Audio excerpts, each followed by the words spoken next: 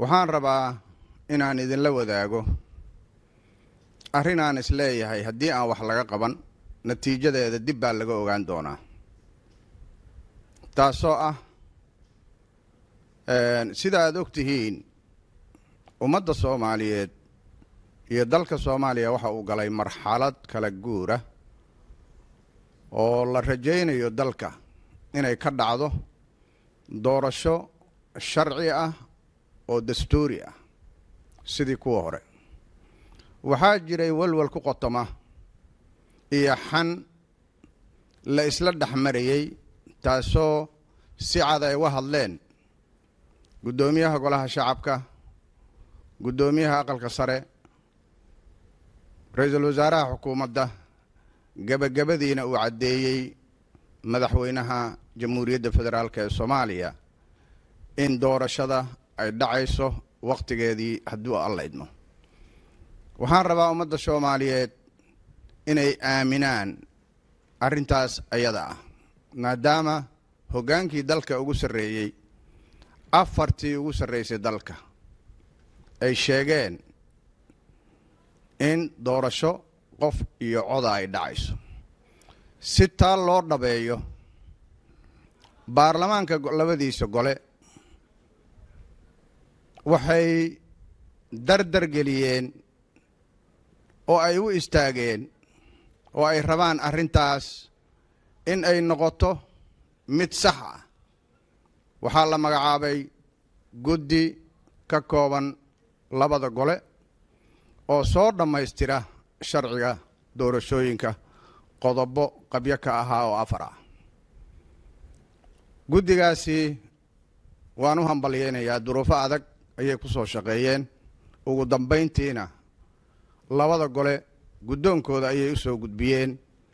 wixii ay soo aruuriyeen ballanka wuxuu ahaa marka la soo aruuriyo in lagu ansixiyo iyadoo waqtiga lala dirirayo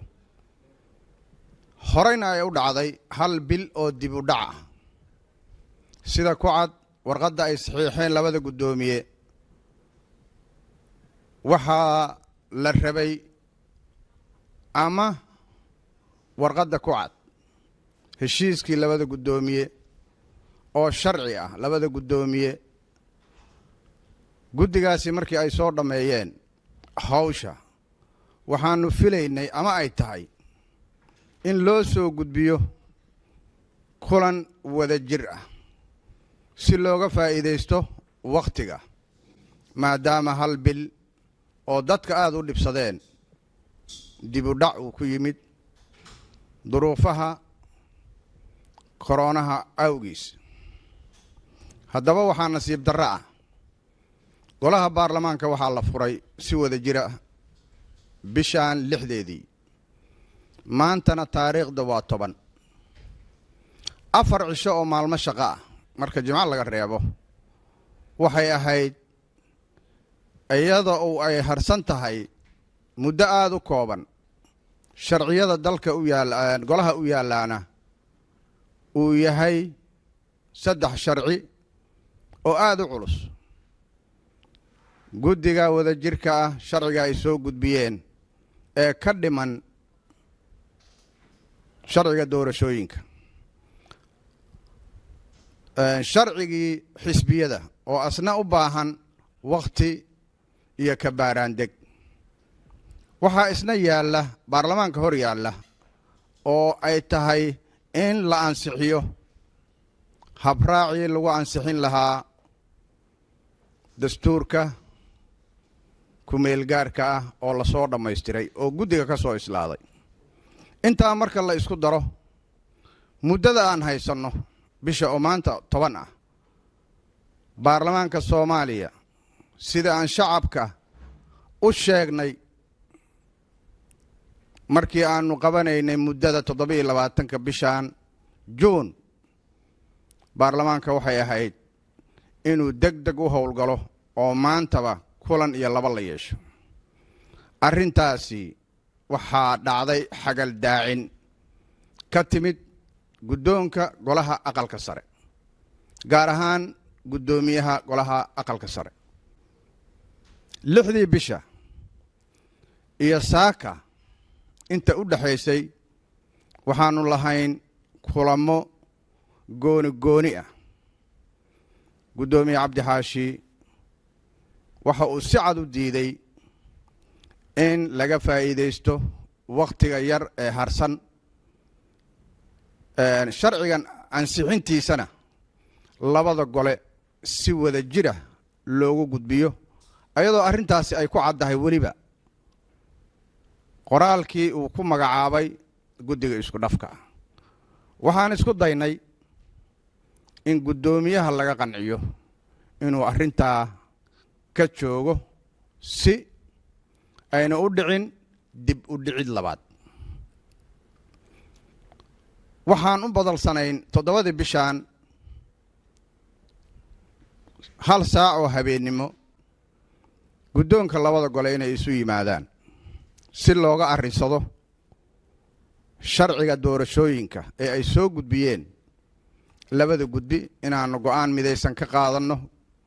si wada jirana loo ansixiyo. ballankaas waxaa si cad u baajiyey oo diiday oo wacay guddoomiye mursal gudoomiye Cabdi Xaashi isagaana si cad ugu sheegay. sidoo kale markaan waraystay gudoomiye mursal sidaas ayuu qiray inuu Cabdi Xaashi ballankaas wada jirka ah ee looga arrinsanayay sidii labada gole ay u meel marin lahaayeen shuruucda taalla ajandihiisii kulankii lagu waxayn lahaa inuu si cad u diiday Cabdi Xaashi. waxaa xigtay inaanu isku mari weynay fikirkaas oo aan dalbannay in la horgeeyo guddiga joogtada ah. guddiga joogtada sidaad ogtihiin ama xeer hoosaadka labada gole ku qoran haddii guddoomiye guddi uu maqan yahay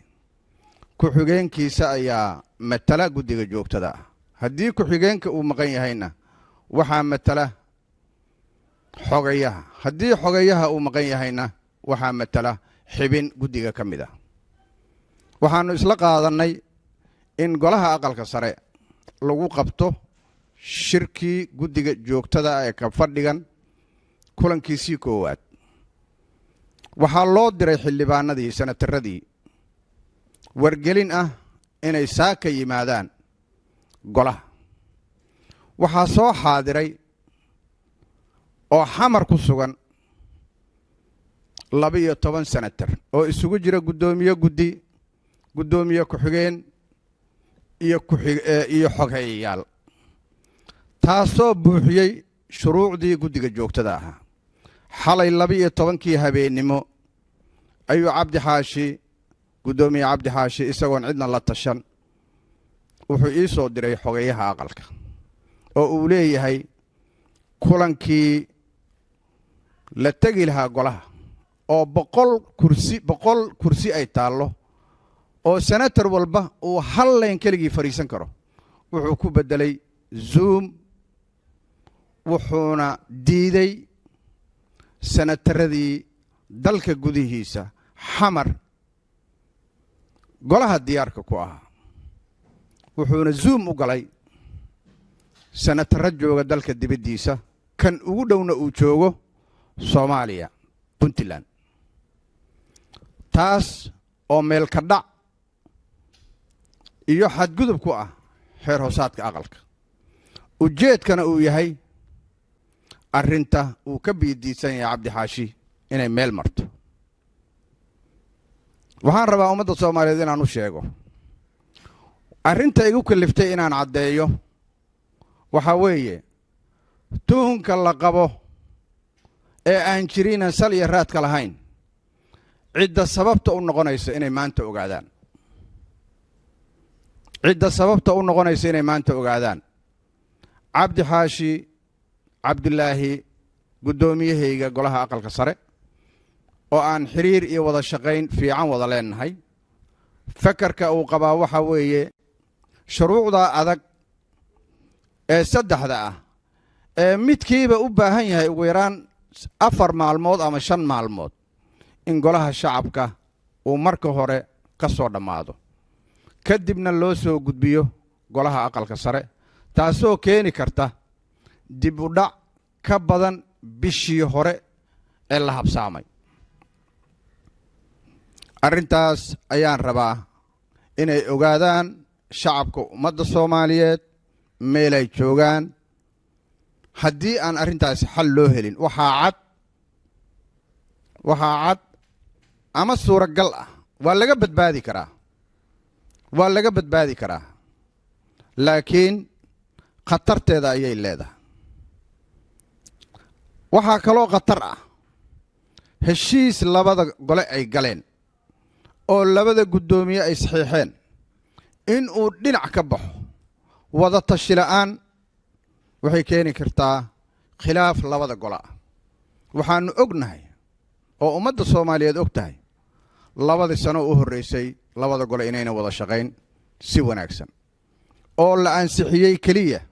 5 sharci. golaha aqalka sare 5 sharci 2 sano.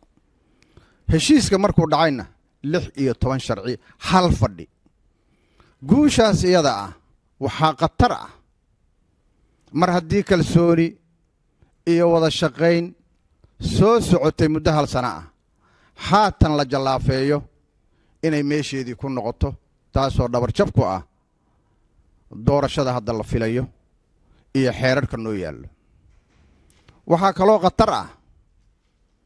27 bishan mar haddii guddoomiyuhu uu ku adkaysto inkastoo go'aan gaara uu gaari karin haddana inay leedahay naafadeeda iyo dhibaatadeeda. maanta waxa dhacay waa wax nagu cusub aqalka sare. xildhibaano golihii jooga oo buuxiyey shuruucdii guddinimada sharcina u haysta xeer hoosaadka guddoomiyaal guddi guddoomiye ku-xigeen xog haye buuxiyey shuruuddii oo golihii jooga lana wargeliyey in Zoom lagu raadiyey UK, Kenya, Ethiopia, Garowe, Addis Ababa. arrintaasi waxaan leeyahay wixii shirkaasi ka soo baxa goluhu waa in uu si gaar ah uga hadlaa. arrinta igu kaliftay inaan maanta sidaas u hadlo oo laga yaabo inay xanuujinayso dad badan oo Soomaaliyeed 6 bisha ilaa maanta oo 10 ah waanu isku daynay aniga iyo senatarre kale inaanu qancinno guddoomiyaha. ugu dambayntii guddoomiyaha waxaan leeyahay wixii shacabka Soomaaliyeed aad ka hor sheegtay khudbadaadii macaaneed ee ahayd shacabka ha loo turo ka dhabe taasoo ah waxa ummadda naga filayso isku duubni labada gole wada shaqayn hay'adaha kale ee dawladda khudbadaadii bay ku qoran tahay sidaas awgeed mudane guddoomiye waxaan kaa dalbayaa oo ummadda Soomaaliyeed ay marqaati uga dhigaya inaad ka tanaasusho mowqifkan adag ee aad qaadatay. guddigan maanta aad Zoomka isugu keentana waxaan si cad u leeyahay waa khayru sharci. assalaamu calaykum waraxmatullaahi wabarakaatuh.